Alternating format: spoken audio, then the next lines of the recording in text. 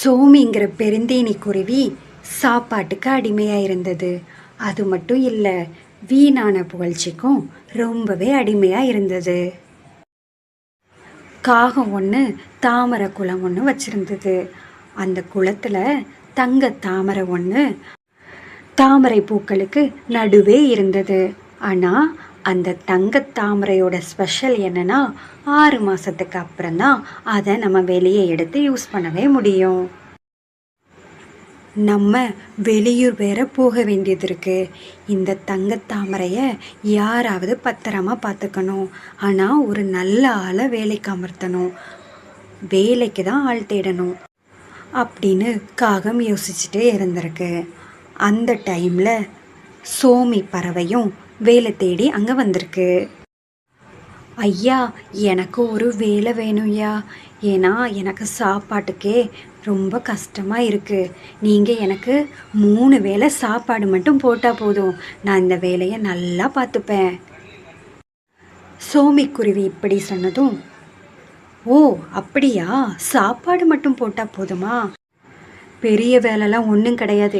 இங்கே இருக்கிற தாமரை பூக்களை பத்திரமா பார்த்துக்கணும். அது மட்டும் போதும். 3 வேளையை நான் உனக்கு சாப்பாடு போட்டுருவேன்.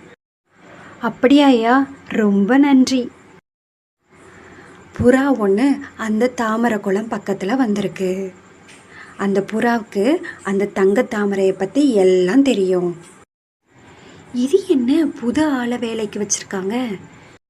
கண்டிப்பாக இந்த குருவியை பார்த்தா ரொம்ப உஷாரான ஆள் மாதிரி தெரியல.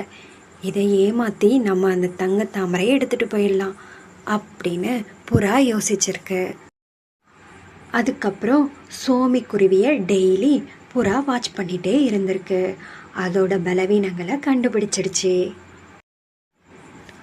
அப்புறம் சோமி குருவியோட ஃப்ரெண்டாக இருக்கிற மாதிரி ரொம்ப நட்பாக பழகி சோமி குருவிக்கு தினமும் விதவிதமான உணவு வகைகளை கொடுத்துருக்கு. அது மட்டும் இல்லை, சோமி குருவியை ரொம்ப புகழவும் செஞ்சிருக்கு. ஏ சோமி, நீ எவ்வளோ கவனமாக காவல் காக்கிற தெரியுமா? உன்ன மாதிரி யாருமே இந்த வேலையை நல்லாவே பார்க்க முடியாது. இப்படி அந்த புறா சோமியை ரொம்ப புகழ்ந்துக்கிட்டே இருந்திருக்கு. அந்த புகழ்ச்சியிலையும் சாப்பாட்லையும் சோமி மயங்கே போயிடுச்சு. ஒரு நாள் அந்த புறா சோமிக்கு கொடுக்குற சாப்பாட்டில் மயக்க மருந்தை கலந்து கொடுத்துடுச்சு. அதை சாப்பிட்ட சோமியும் மயங்கி விழுந்துடுச்சு.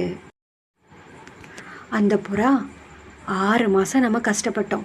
நம்மளோட உழைப்பு வீணாவே போகலை. இப்போ இந்த தங்கத்தாமரையை நம்ம எடுக்க போகிறோம். இப்படி சொன்ன அந்த புறா அங்கே இருந்து அந்த தங்கத்தாமரையை எடுத்துட்டு கிளம்பிடுச்சு. காகமும் அங்கே வந்துருச்சு. மயக்கம் தெளிஞ்ச சோமி புறாவை தேடி பார்த்துருக்கு. ஆனால் புறா அங்கே கிடையாது. காகமும் தங்கத்தாமரையை எடுக்கலான்னு குளத்துக்கு போயிருக்கு. அங்கே தங்கத்தாமரையே இல்லை. அதுக்கப்புறம் சோமிக்கிட்ட கேட்டிருக்கு, இங்கே தங்கத்தாமரை ஒன்று இருந்தது, அதை பற்றி நான் உங்ககிட்ட சொல்லவே இல்லை. இப்போ அந்த தங்கத்தாமரையே காணோம், என்ன நடந்தது அப்படின்னு கேட்டிருக்கு. அப்புறம் சோமி புறா தனக்கு சாப்பாடு கொடுத்ததுனால மயக்கம் வந்ததை நினச்சி பார்த்து புறா தான் அந்த தங்கத்தாமரையை எடுத்துகிட்டு போயிருக்கணும் அப்படின்னு சொல்லி காகத்துக்கிட்ட எல்லாத்தையும் சொல்லியிருக்கு. இங்கே பாரு சோமி, நம்ம எந்த ஒரு விஷயத்துக்குமே அடிமையாக இருக்கக்கூடாது.